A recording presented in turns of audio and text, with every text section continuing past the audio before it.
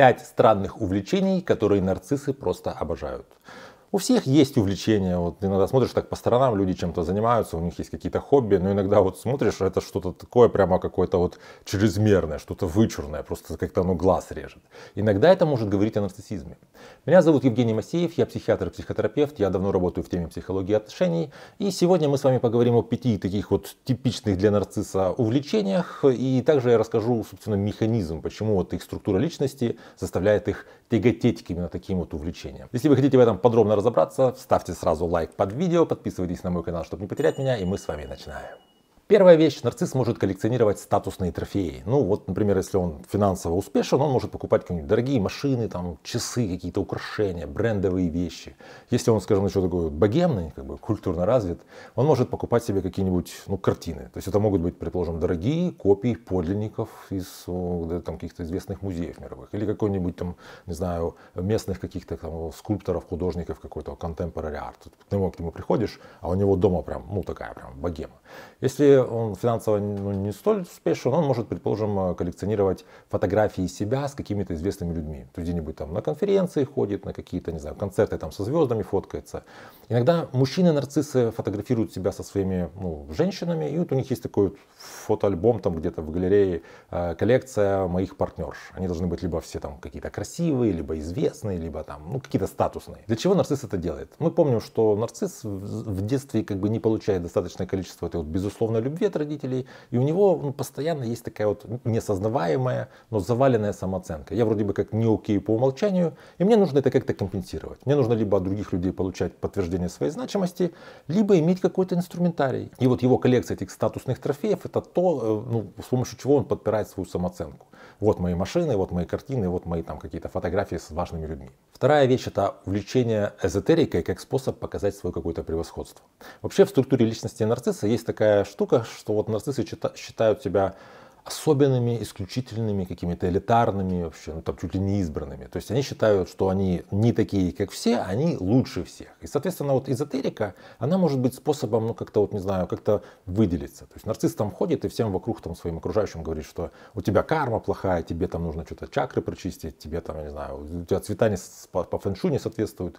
И вот надо понимать, что эзотерика, я имею в виду такую бытовую эзотерику, она ведь это такая штука, что ты человеку ничего перечить не сможешь. Он как бы как сказал, так и есть. Потому что у него своя какая-то эзотерика. Если ты скажешь, что я не согласен, там, что у меня карма, как ты с ним поспоришь? То есть нарцисс может таким образом через уход вот в эту эзотерику пытаться показать себя, что я такой вот духовно развитый среди вас вот этого вот такого приземленного быдла. Третье увлечение — это ситуация, когда нарцисс просто одержим своим телом. Нужно понимать, что нарцисс внутри чувствует себя таким маленьким, недолюбленным, вот таким вот незаслуживающим любви, одиноким, брошенным ребенком.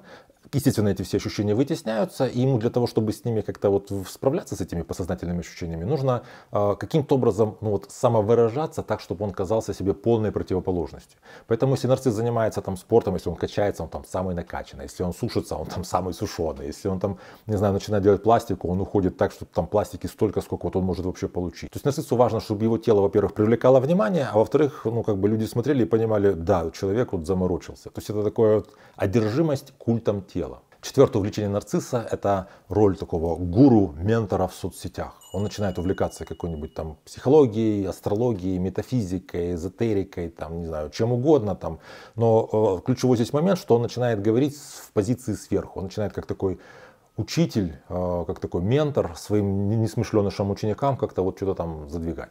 Легко такого человека выделить, что в отличие от людей, которые просто делятся своими какими-то знаниями там, или им что-то интересно, они по этому поводу как-то вот что-то пишут в соцсетях, здесь всегда нарцисс не приемлет, мало того, чтобы никаких возражений, даже вопросов. Если ты задаешь какой-то вопрос, он говорит, ты что, дурак, я же уже написал там в предыдущем посту, ты же надо было читать это. Так вот, обычно грандиозные нарциссы являются вот такими гуру, и они окружают себя уязвимыми нарциссами. То есть это вот такой вот учитель, а рядом такие заглядывающие ему в глаза вот его ученики, которые все полностью с ним согласны, они как-то вот за ним идут. А вот эти вот уязвимые нарциссы часто присоединяются к буллингу вот этого грандиозного нарцисса. То есть когда появляется какой-то человек, там пишет какой-то комментарий, этот нарцисс на него наезжает, типа, как ты смеешь мне перечить, и те все начинают ему типа поддакивать. Да, типа, ты что, дурак, не понимаешь, великий там гуру так сказал. Такие ситуации часто встречаются, особенно особенно если нарцисс такой какой-то не очень социализированный, ему сложно получить вот это вот какое-то признание в реальном мире, он уходит туда в соцсети, и в соцсетях он может быть под каким-то даже псевдонимом, какой-то там просто величайший какой-то вот там чуть ли не, знаете, вот родоначальник секты. Пятое увлечение нарцисса — это участие в разных расследованиях, провокациях, каких-то вот таких скандалах, которые он сам либо поддерживает, либо выискивает постоянно. То есть это, знаете, ситуация, когда пост в соцсетях начинается фразой «я больше не могу об этом молчать». И потом начинается там: сосед, по-моему, наверное, бил вчера собаку, но я больше не могу об этом молчать. Вот собака там гавкает, наверное, там какое-то насилие происходит над животными. Или там в какой-то школе там был какой-то, не знаю, пример буллинга. Ну, скорее всего, я не знаю, но вот я от кого-то слышал, и вот давайте это порассуждаем. Или там, я не знаю, где-то там какой-то профессор вроде бы какой-то студентке пристал, я вроде бы где-то слышал, но это же харассмент, но давайте опять же это все поддержим. Не могу больше об этом молчать, давайте больше драмы. То есть он раздувает какие-то скандалы, часто он не является участником этих скандалов, он просто их находит для того, чтобы как-то людей вызвать на эмоции и потом как-то вот, возглавить этот беспорядок, этот хаос, что вот как может такое твориться, там в каком-то центре защиты животных собак не докармливают, давайте петицию подпишем и так далее. То есть, опять же, нарцисс таким образом привлекает к себе внимание, он контролирует это вот какое-то возмущение, вот это вот, знаете, попытка сыграть на таком человеческом возмущении несправедливостью. Вот он начинает эту несправедливость, как-то вот придумывать, он вносит какой-то кейс, где есть вроде бы какая-то несправедливость. Опять же, без факт-чекинга, без каких-то проверок, а потом просто какие-то благодатные такие же любители там скандалов туда присоединяются, и он управляет вот этим вот всем вот этой сфорой людей, которые просто устраивают какую-то говкотню по поводу того, что где-то что-то произошло, мы этого не знаем, прямо не видели, но как бы очень сильно возмущены. Конечно, одно какое-то увлечение у какого-то человека не говорит, что обязательно у него есть нарциссизм там, или НРЛ. Например, там одержимость телом иногда может быть просто, не знаю, как будто бы хобби человека. И иногда, правда, одержимость телом может быть проявлением других психопатологических особенностей, вообще с нарциссизмом не связанных.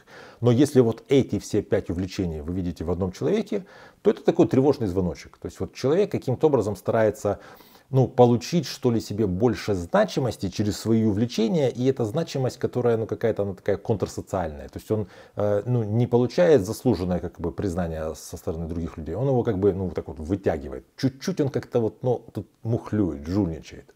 В таком случае, если вы замечаете, что человек постоянно занимается какими-то вот такими вещами, он же тратит на это свое время, свою энергию. То есть для чего он это делает? Вероятно, он как-то пытается подпереть свою такую заваленную самооценку, которая нарциссически завалена. Нарцисс, когда его самооценка завалена, он это не осознает, в отличие от человека, который, предположим, может быть в каком-то депрессивном состоянии находиться. Если вы понимаете, что вы находитесь рядом с таким человеком и не знаете, как с этим разобраться, или вы у себя находите какие-то такие вот вещи, что вы много времени тратите на то, чтобы как-то поднять свою значимость, а при этом все равно есть чувство какой-то внутренней пустоты, какой-то вот такой вот, вы утомляетесь от всех этих вот действий, а счастья нет, можете записаться ко мне на консультацию. У меня под каждым видео есть ссылки на мои соцсети, пишите мне личное сообщение, мы с вами договариваемся и работаем. Если у вас есть уникальный опыт того, чтобы находиться рядом с нарциссом, можете написать, были ли у него какие-то такие странные увлечения, такое что-то необычное, что привлекало ваше внимание. Я буду вам благодарен, если вы поделитесь своим мнением. Также, если видео понравилось, ставьте лайк. Я вот смотрю видео, которые набрали больше лайков, я понимаю, что они как-то более интересные и снимаю продолжение на них. Подпишитесь на мой канал обязательно, чтобы не потерять меня. Берегите себя и своих близких, и до встречи в следующих выпусках.